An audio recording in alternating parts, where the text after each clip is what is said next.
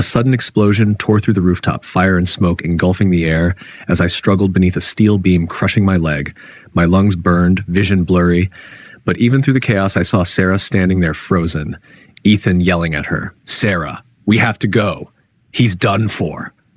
And she didn't hesitate, didn't even look twice, just reached for Ethan's hand and ran, leaving me behind in the wreckage. No goodbye, no fight, just silence. Betrayal sharp as the shrapnel lodged in my side.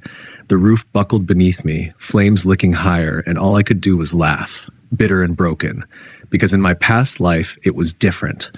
Back then, when the fire came, I revealed the truth, told Sarah I was the dean's son, that if she let me die, her medical license would be gone.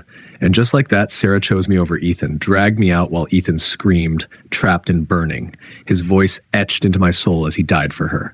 And Sarah, she stayed by my side, wore the mask of loyalty while draining my family's fortune, lying, cheating, using guilt as chains.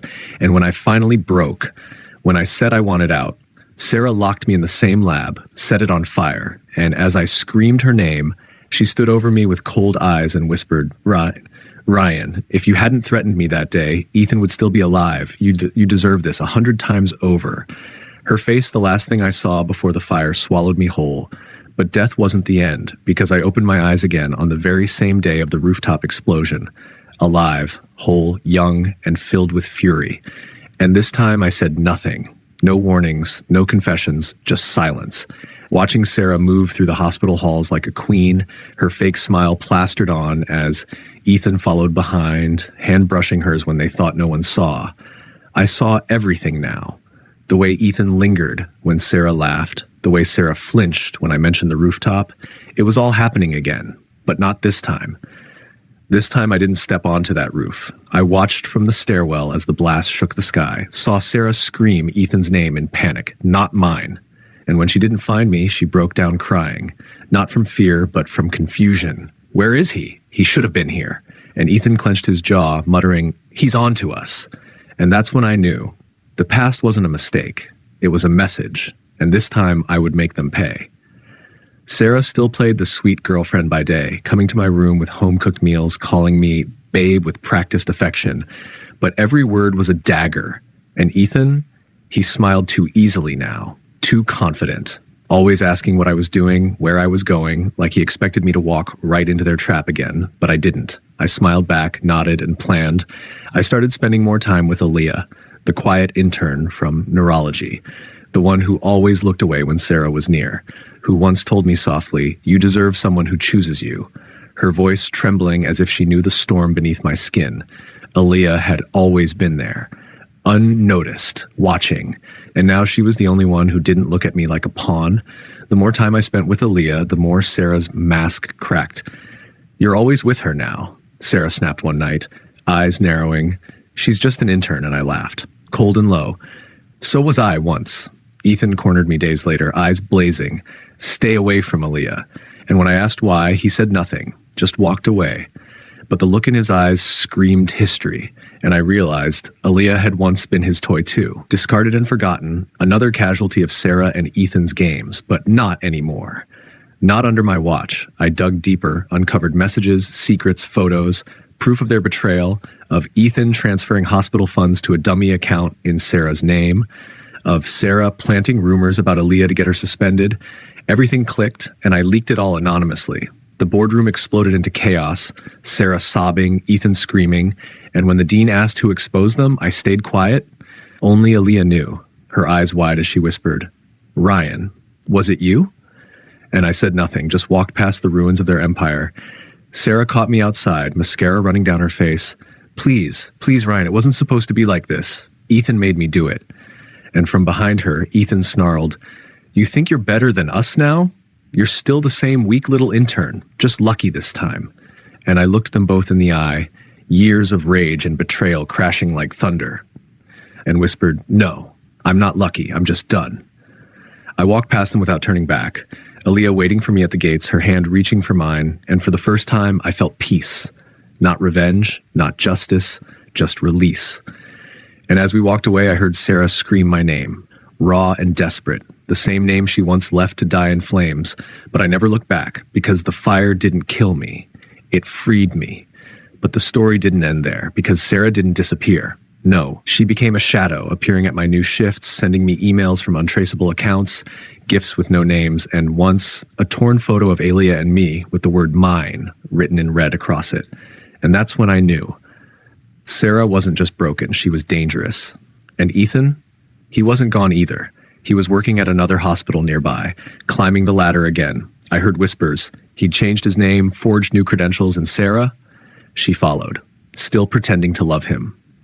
But the cracks were widening, their alliance crumbling, because guilt doesn't make a strong bond, only secrets do, and I had all of theirs. One night, Ilia found a note taped to her locker. "He'll leave you like he left me." And she came to me trembling, eyes wide. "Ryan, she's not done, is she?" And I pulled her close. "No, Ilia, she never will be, but I won't let her touch you." Because this time I was no longer the naive intern begging for love. I was the storm they built with their lies, and now it was coming for them both. The next day, I got an offer from another city. Higher pay, better role, and when I told Aaliyah, she didn't hesitate. "I'll come with you." And we packed quietly, without telling anyone. But Sarah found out. She always did. She showed up at my apartment door the night before we left, rain pouring behind her, hair soaked, mascara streaked, and for a second she looked like the girl I once loved, until she spoke. "Ryan, don't go. Stay. We can fix this." And I just stared at her, at the hands that once lit a match while I begged for my life, at the lips that kissed Ethan while she whispered promises to me and said, "Sarah, you burned everything. There's nothing left to fix." And she broke then, sobbing, screaming, clawing at the door as Elia pulled me inside, whispering, "Don't look back." And I didn't. Not when the car pulled away. Not when the plane took off. Because sometimes closure isn't a conversation. It's choosing not to answer. And as the skyline of a new city unfolded before me, Ilia resting her head on my shoulder, I realized that peace isn't something you find. It's something you fight for. And I had fought through fire, through betrayal, through the twisted love of a woman who thought possession was affection, and the loyalty of a man who only ever wanted to erase me. But I was still here, still breathing, still building something new with Aaliyah. And for the first time, I wasn't waiting for the next betrayal. I was planning a future, a quiet one, with someone who chose me not for status or guilt, but for who I was. And yet even peace has its shadows. I still checked the locks twice, still glanced at unfamiliar faces on crowded streets, because scars don't vanish, they just fade. And in the silence between moments, I'd remember Sarah's voice, Ethan's threats, the flames licking at my skin, but then Aaliyah would laugh, soft, and that laughter would chase the ghosts away. We built a life slowly. New jobs, new routines, a tiny apartment with too many books and mismatched mugs. And in that quiet, Aaliyah bloomed, her confidence growing, her smile more steady.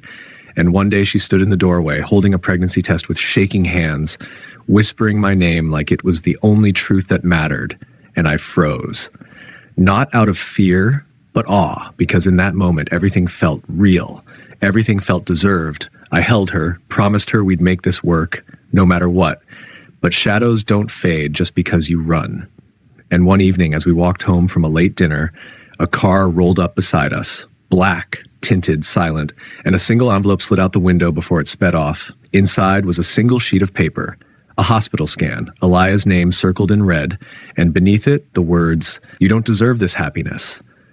I didn't show Aaliyah, not right away. I couldn't, not when she was glowing with life and warmth, but I made calls, set traps, hired security, because if Sarah or Ethan ever came near again, I'd be ready. Not for revenge, not this time, but for protection, because now I had something worth guarding more than my pride, my family. And then, just as suddenly as it had started, the quiet was shattered again. Aaliyah went missing from her shift. No note, no call, no message, her badge still in the locker, and my world split open, panic consuming me as I retraced her steps, begging for footage, for witnesses, anything. And then the call came. No ID, but the voice was unmistakable. "Sarah, soft and cruel, you thought you won, didn't you? But you took everything from me, Ryan, and now I'm taking her." The line went dead and my heart turned to ice. I didn't scream, didn't cry, just moved, fast and relentless, tracking her through old contacts, forgotten accounts, and then I found the address. An abandoned cabin near the edge of the city, isolated, silent, the kind of place nightmares are born. I went alone, no police, no backup, because this wasn't about justice. It was about ending something that never should have started.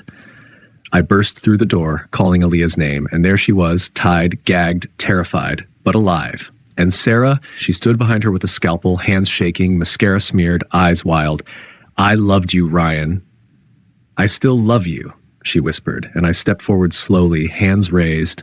"No, Sarah, you loved owning me, not me." Her face crumbled, and for a moment I saw the girl from years ago, lost and desperate. But then Ethan stepped out from the shadows, a gun in his hand, voice steady. She begged me for help, said you ruined her, but I see it now, you were always the threat. And I realized then they were never lovers, not truly, just two broken people clinging to each other's poison.